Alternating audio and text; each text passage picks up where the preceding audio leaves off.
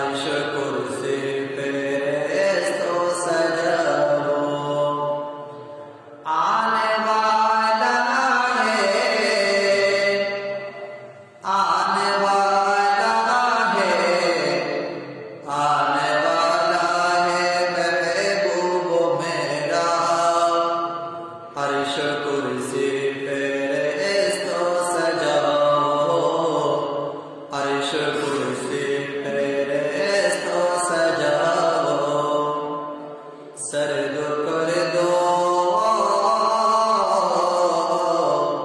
सर्द कर दो है जहन्नम के आतिश, सर्द कर दो है जहन्नम के आतिश, और जन्नत को दुल्हा बनाओ। आने वाला है, आने वाला है, आने वाला है महबूब मेरा। अर्श कुर्सी फरिश्तों सजाओ, अर्श कुर्सी फरिश्तों सजाओ। अल्हम्दुलिल्लाह रब्बिल आलमीन। मोहतरम मकाम वाजिबुल एहतराम उपस्थित सामीन आज़म, दूर दूराন্ত থেকে আগত আজকের মাহফিলের মেহমানে আলা বৃন্দগণ এবং আমার আব্বার বয়সী, আমার দাদার বয়সী মুরব্বিয়ানে কারাম, আমার সমবয়সী সামিনে আজম, স্কুল কলেজের ছাত্র নওজওয়ানে কারাম, আমার ছোট্ট ছোট্ট বয়সী ছাত্র বয়সী আমার কলিজার টুকরা, দূর দূরান্তে মেঘের আওয়াজ পৌঁছিত পর্দার আড়ালের মা ও বোনেরা, রহমানি ওয়া রাহমাতুল্লাহি তাআলা ফিদ দারাইন। আসসালামু আলাইকুম ওয়া রাহমাতুল্লাহি তাআলা ওয়া বারাকাতুহু। সর্বপ্রথম আল্লাহর দরবারে লক্ষ লক্ষ কোটি কোটি শুকরিয়া জ্ঞাপন করছি, যে মহান রব, যে মহান স্রষ্টা আমাদেরকে আপনাদেরকে সকলকে রজব মাসের প্রথম জুমা এবং আল্লাহ পাক রব্বুল আলামিন কাউকে ধনী বানিয়েছেন, আবার কাউকে গরিব বানিয়েছেন, কাউকে দুনিয়াতে থাকতে মা বাবাকে কেড়ে নিয়ে গেছেন, এতিম বানিয়ে দিয়েছেন। এতিমের মধ্যে পয়সাওয়ালার বনের ভিতর এতিমের হক রেখে এতিমের রিজিক বন্টন করে দিয়েছেন। ওই মহান রবের কাছে, স্রষ্টার কাছে লক্ষ লক্ষ কোটি কোটি শুকরিয়ার উদ্দেশ্যে অন্তরের অন্তরস্থল থেকে একবার বলি আলহামদুলিল্লাহ। সাথে সাথে আমাদের মহান মুনিব হুজুর আকরাম রউফুর রহিম, জিন্দা নবী, হায়াতুন নবী, পাপিদাবির কান্ডার নবী, মুক্তির দিশার নবী হুজুর আকরাম রউফুর রহিম নূর নবী মুহাম্মদ সাল্লাল্লাহু আলাইহি ওয়াসাল্লামের দরবারে লক্ষ লক্ষ কোটি কোটি সালাত ও সালাম। সাল্লু আলাল হাবিব সাল্লাল্লাহু তাআলা আলা মুহাম্মদ সাল্লাল্লাহু আলাইহি ওয়াসাল্লাম। আমরা মহান মুনিবের উম্মত, সেই হিসাবে আরেকবার শুকরিয়া জ্ঞাপন করি, সকলে বলি আলহামদুলিল্লাহ। আমি শ্রদ্ধা ভরে সালাম নিবেদন জানাচ্ছি সারে মাযহাবের শ্রেষ্ঠ ইমাম, যিনি কিনা তাবেঈন ছিলেন, সাহাবায়ে কেরামদের খেদমত করে যিনি কিনা মাযহাবের শ্রেষ্ঠ ইমাম হয়েছেন, ইমামে আজম হয়েছেন, ইমাম কুফা শহরের মধ্যে ইসলামের ঝান্ডা উড়িয়ে দিয়েছেন, সেই ইমামে আজম, ইমামে আকবর, ইমাম নোমান ইবনে সাবির, ইমাম আবু হানিফা রাহমাতুল্লাহির নূরানী কদমে পার্শ্ববর্তী আমি শ্রদ্ধা ভরে সালাম নিবেদন জানাচ্ছি ভারত উপমহাদেশের ইসলাম প্রতিষ্ঠাকারী ইমামে আহলে সুন্নাত, মুজাদ্দিদে দ্বীন ও মিল্লাত, ইমামে ইশক মুহাব্বত, ইমামে আজিমুল বরকত, ইমামে শাহ আহমদ রাজা ফাযিল দেরলভী রাহমাতুল্লাহ আলাইহি আলা হযরতের দরবারে শ্রদ্ধা ভরে কৃতজ্ঞতা জানাচ্ছি, যার কথা না বললে নয়, যার অবদানে বাংলার সুন্নি মুসলমান অধিকার ফিরে পেয়েছে, যার অবদানে সুন্নি মুসলমান স্বাধীনতা ফিরে পেয়েছে, যার অবদানে আজকে সারা বাংলার জমিনে, বাংলার ঘরে ঘরে গ্রামে গঞ্জে সুন্নিয়তের পতাকা পৌঁছে গেছে, সুন্নিয়তের পয়গাম পৌঁছে গেছে। সেই বাংলার শ্রেষ্ঠ মুজাদ্দিদ আহলে জামাত এবং খাজায়ে বাঙ্গাল আশিক রাসূল সানি ওয়াইসুল করনি গাজী দ্বীন মিল্লাত ইমাম আহলে সুন্নাত হুজুর ইমাম শেরে বাংলা রাহমাতুল্লাহর নুরানের কদমে সালাম নিবেদন জানাচ্ছি, শুকরিয়া জ্ঞাপন করছি আপনাদের। আজকের জুমার নামাজের মধ্যে রজব মাসের প্রথম জুমা আজান শুনে দৌড়ে দৌড়ে দুনিয়াদারি সব কিছু ত্যাগ দিয়ে আল্লাহর বাইতুল্লাহর ঘরের মধ্যে হাজিরা দিতে এসেছেন। আপনাদের হাজিরা আল্লাহ কবুল করুক, সকলে বলে আমিন। প্যারা হাজিরিন, আমি আজকে চীনা জানা পরিচিত একটা কোরআনে কারিমের আয়াত আমি পাঠ করেছি। 30 নম্বর পারা 107 নম্বর সূরা 2 নম্বর আয়াত এবং 3 নম্বর আয়াত, দুইটা আয়াত আমি একসাথে পাঠ করেছি। সূরাটির নাম হলো সূরাতুল মারুফ, পারার নাম হলো 30 পারা, সূরাতের সংখ্যা হলো 107 নম্বর সংখ্যা এবং আয়াত নম্বর হলো 2 এবং 3। ফাযালিকাল্লাযী ইয়াদউল ইয়াতীম, আল্লাহ প্রথম আয়াতে এই কথা বললেন। অতএব সে তো সেই ব্যক্তি, আল্লাহ বলছেন সে তো সেই ব্যক্তি যে কিনা এতিমকে তাড়িয়ে দিয়েছে। সুবহানাল্লাহ।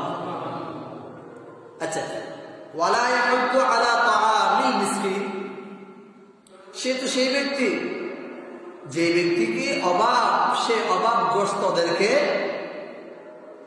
অন্নদান উৎসাহ না করে ঘর থেকে তাড়িয়ে দিয়েছে। এই দুইটা আয়াতের মানে যখন আপনাদের সামনে আমি পেশ করেছি, আপনারা বুঝতে পারেননি এখানে আল্লাহ কি বলতে চেয়েছিলেন। ঠিক কি? আমি শাহ নজরুল বলছি, এক কিতাবের মধ্যে আসছে এই আয়াত কখন নাযিল হয়েছিল। এক কিতাবের মধ্যে আছে এই আয়াত নাযিল হয়েছিল আবু জেহেলের শানে। তার মানে আবু জেহেলের কাছে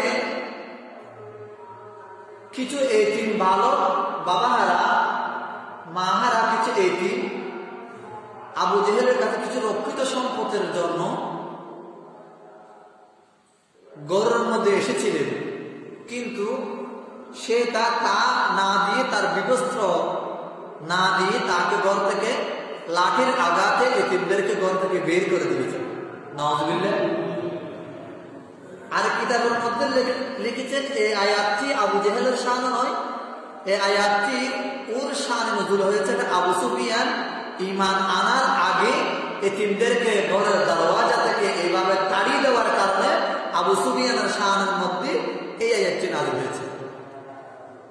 আচ্ছা, আর কিতাবের মধ্যে আছে সুনানে আবু দাউদের মধ্যে আছে আবার এই আয়াত নাযিল হয়েছে ওই সময়, যে সময় হযরত ওয়ালিদ ইবনে মুগীরা যে সময় তার দরওয়াজা থেকে কিছু গোশতের জন্য, ওই আপনার বকরির গোশতের জন্য কিছু এতিম বাচ্চা তার ঘরের দরওয়াজার মধ্যে এসেছে। ওয়ালিদ ইবনে মুগীরা সেই এতিমদেরকে গোশত না দিয়ে লাঠির আঘাতে তাদেরকে মারপিট করে ঘর থেকে তাড়িয়ে দিয়েছে। ওয়ালিদ ইবনে মুগীরার কারণে এই আয়াতটি নাযিল হয়েছে। ফাযালিকাল্লাযী ইয়াদউল ইয়াতীম ওয়ালা ইয়াহুদ্দু আলা তাআমিল মিসকিন। সুবহানাল্লাহ। প্যারা হাজিরিন, ওই আয়াতের ব্যাখ্যাতে, অরিজিনাল ব্যাখ্যাতে বিশ্লেষণ করার আগে আমি মেন কথাতে যাব। হুজুর আকরাম, আমার আপনার নবী হুজুর করিম নূর নবী মুহাম্মদ সাল্লাল্লাহু আলাইহি ওয়াসাল্লাম উম্মতদেরকে এতিমদের প্রতি সহানুভূতি দেখার জন্য, এতিমদের প্রতি প্রেম দেখার জন্য, এতিমদের প্রতি ভালোবাসার জন্য কি শিক্ষা দিয়েছেন হাদিস থেকে প্রমাণ দেব আমরা ইনশাআল্লাহ। সুবহানাল্লাহ। প্যারা হাজিরিন, যাদের আজকে মা নাই, যাদের বাবা নাই, পৃথিবীতে সবচেয়ে তারাই ছোট্ট অন্তরে পৃথিবীতে সব সময় বসবাস করে। ঠিক কি? দাবে দাবে মায়ের কথা, দাবে দাবে বাবার কথা বেশি মনে পড়ে। সেটা হলো যারা মা হারিয়ে ফেলেছে, যারা বাবা হারিয়ে ফেলেছে। ঠিক কি?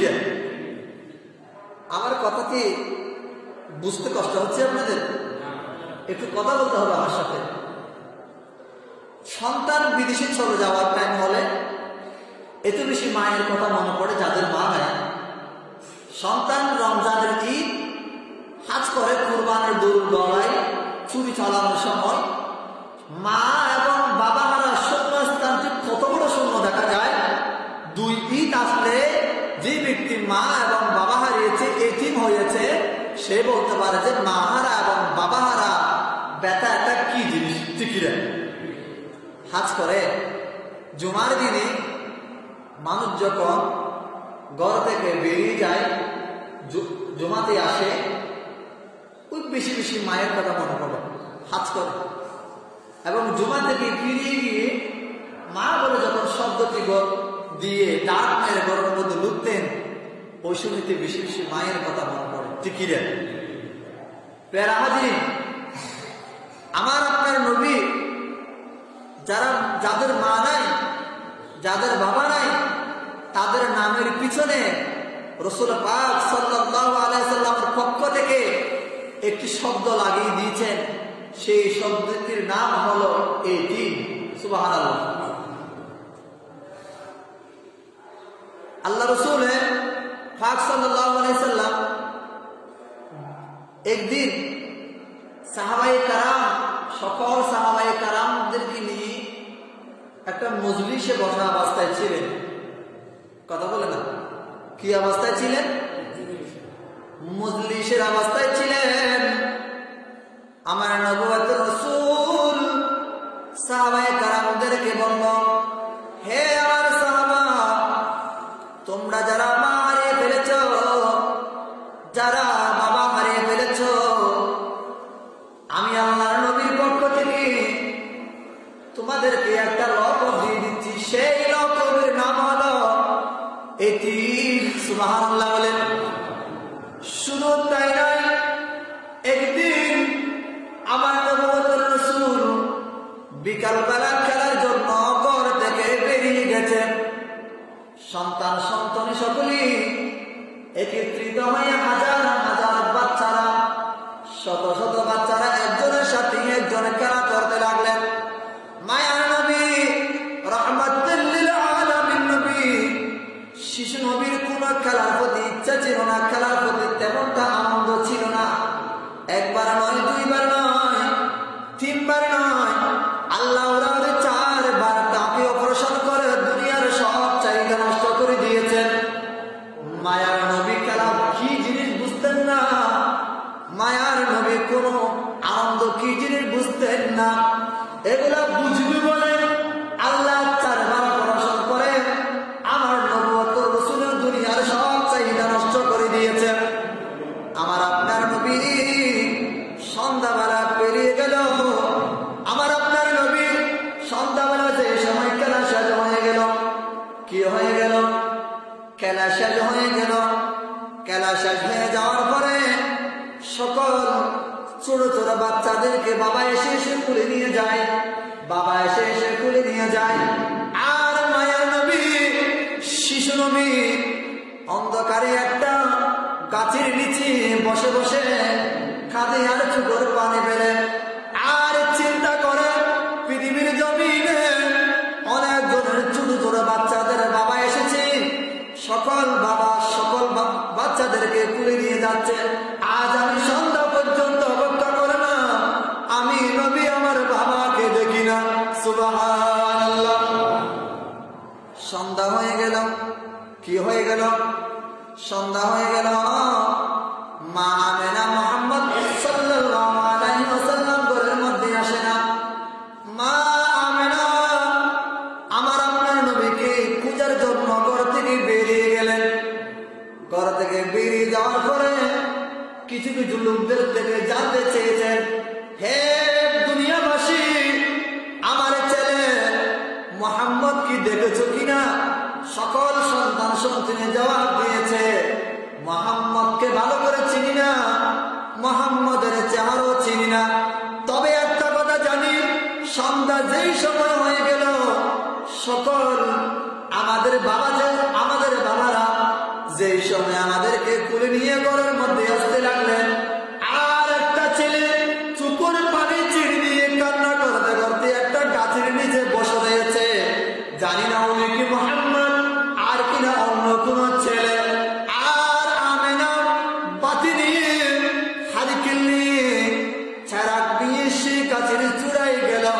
দেখতে পেল আমার আপনার নবী, এতিম নবী, নূর নবী মুহাম্মদ সাল্লাল্লাহু আলাইহি ওয়াসাল্লাম চোখের পানি ছেড়ে ছেড়ে কাঁদতে লাগলেন। সুবহানাল্লাহ। মা আমেনার বুকের মধ্যে জড়িয়ে ধরে বলে, এ আমার মা আমেনা, আমার বাবা কই? আমি তো সকালবেলা খেলতে খেলতে দেখেছি সন্ধ্যা যে সময় হয়ে গেল সকল ছেলের পিতা মাতা আসে, সকল ছেলের বাবা আসে, আমার বাবা কই? বলো মা, তুমি আমার বাবা কই? মা আমেনা আমার আপনার নবী শিশু নবীকে বুকের মধ্যে জড়িয়ে নিয়ে বলেন, ও বাবা, তোমার বাবা সিরিয়াতে ব্যবসা করতে গিয়ে তোমার বাবা আর ঘরের মধ্যে ফিরে আসে নাই। জানি না কোথায় কোন জায়গার মধ্যে তোমার বাবা দাফন হয়ে গেছে। সুবহানাল্লাহ। শিশু নবী মায়ের কাছে কেন্দে কেন্দে কয়, শিশু নবী মায়ের কাছে কেন্দে কেন্দে কয়, বল বল মা গো আমার আব্বা জান কোথায়, আমার আব্বা জান কোথায়। শিশু নবী মায়ের কাছে কেন্দে কেন্দে কয়, বল বল মা গো আমার আব্বা জান কোথায়, আমার আব্বা জান কোথায়।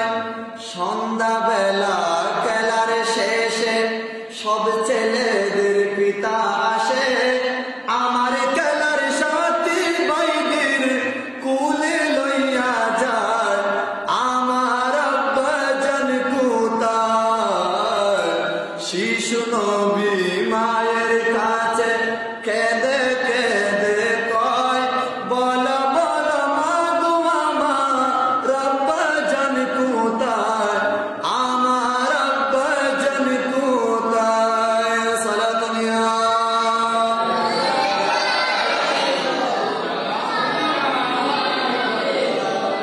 আমার আপনার নবী হযরতে মা আমেনাকে বলে, হে আমার মা, আমি মুহাম্মদ আমার বাবার কবরটা কি জিয়ারত করতে পারবো? দৌড়ে দৌড়ে দৌড়ে দৌড়ে আব্দুল মুত্তালিবের কাছে গেলেন।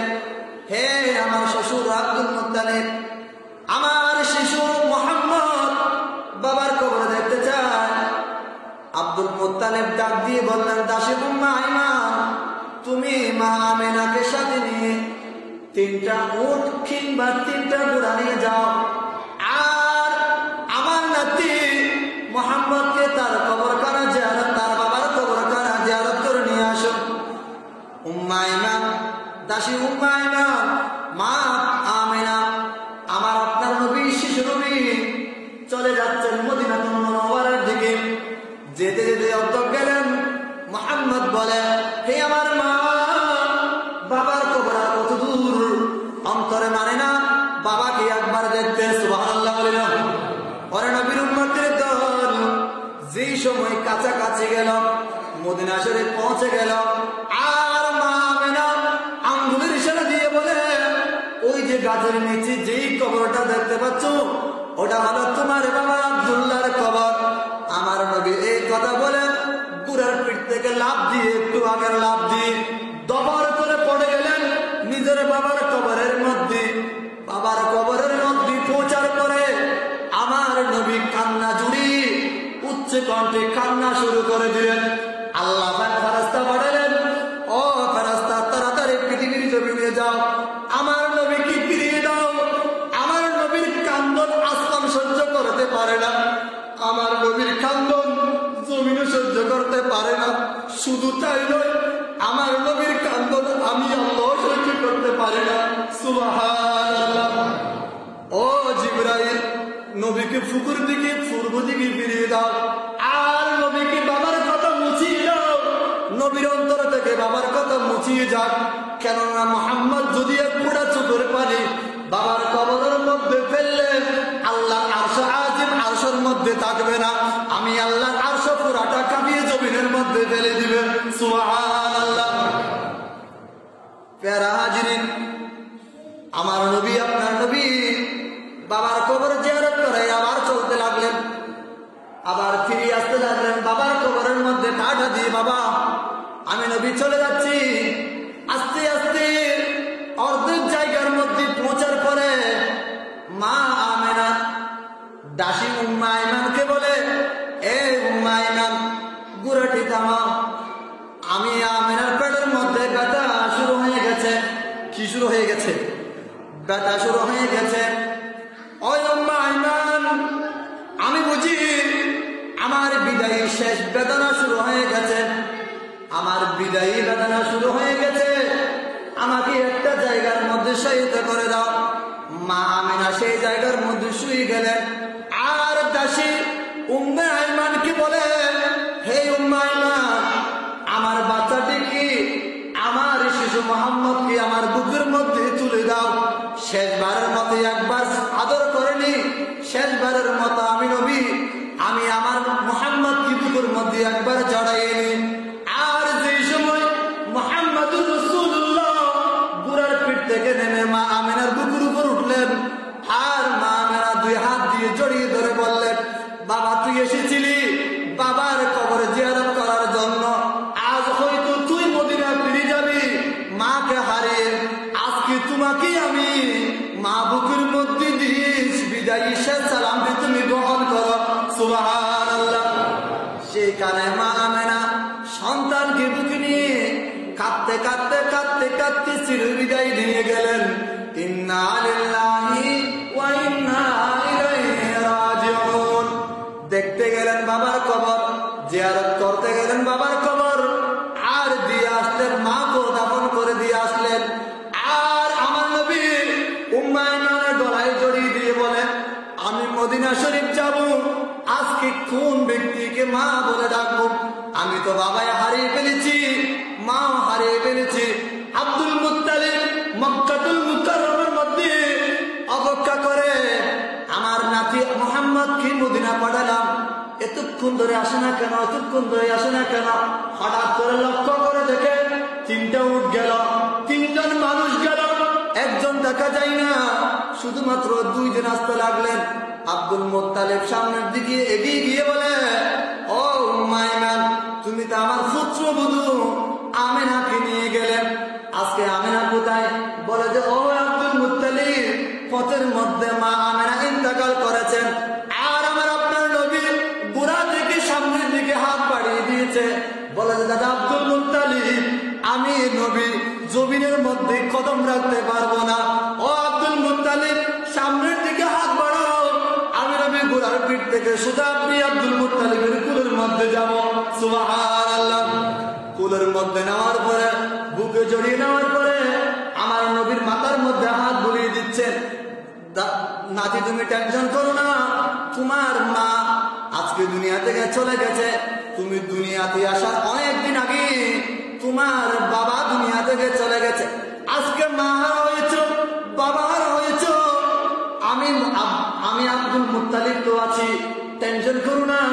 বলে যে, দাদা আমি আমার মায়ের আঁচলের মধ্যে বড় হয়েছি, আমি আমার মায়ের আঁচলের মধ্যে দিন দিন করে বড় হয়েছি, আজ বাবার কবর জিয়ারত করতে গিয়ে আমি আমার মাকে হারিয়ে ফেলেছি। আজকে আমার পৃথিবীর জমিনে আমার মাও না, আমার বাবাও নাই, পৃথিবীর জমিনে আমার আল্লাহ ছাড়া আর পৃথিবীর জমিনে কেউ নাই।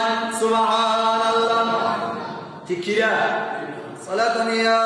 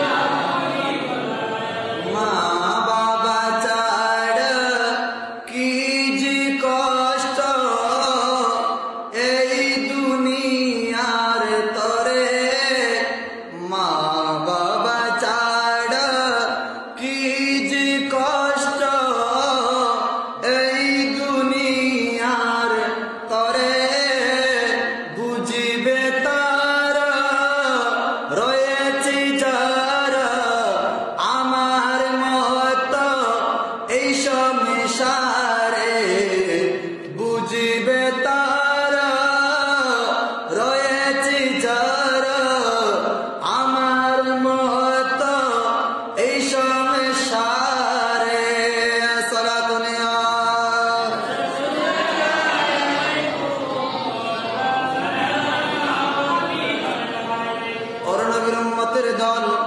আমার নবী এতিমদের কেমন মর্যাদা দিয়েছেন। একদিন আমার নবী ঘর থেকে বেরিয়ে গেলেন ঈদের দিন, ঈদের জামাতের সময় আমার নবী সন্ধ্যাবেলা ঘর থেকে বেরিয়ে গেলেন। দেখতে পাচ্ছেন রাস্তার কানার মধ্যে একজন ছেলে কান্নাকাটি করেন। তার শরীরের মধ্যে কোনো পোশাক নাই, তার শরীরের মধ্যে কোনো কাপড়ই নাই। আমার আপনার নবী জানতে চেয়েছেন, হে বাবা, তোমার কি হয়েছে? তোমার বাবা